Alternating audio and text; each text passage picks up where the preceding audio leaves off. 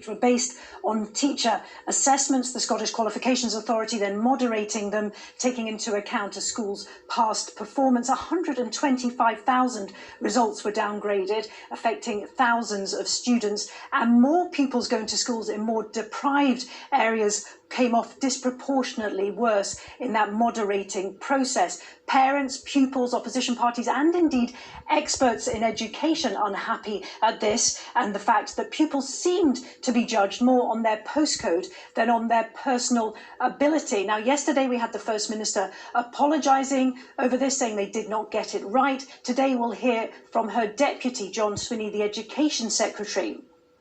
As we understand it, the onus will not be on pupils to sit appeals, but the details will become clearer when John Swinney stands up in the chamber this afternoon. But make no mistake, this is very difficult for John Swinney, difficult for Nicola Sturgeon and for her government. They face an election in May, and she has made closing the attainment gap for poorer pupils one of her top priorities. And at the moment, based on these results, I think parents would say it's not just the children that have failed, but her government too. Lorna, many thanks. Well, the problems with exam grades experienced in Scotland could be mirrored across the UK, with A-level results due out later this week. Universities have been asked to hold open places for students who may appeal against their grades. Sean Dilley reports.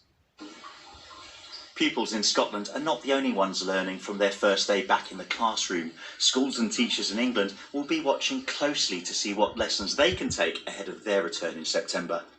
We've got some hay, we've got some straw. Could we incorporate that? Yesterday, the Westminster government pointed to an as yet unpublished report by Public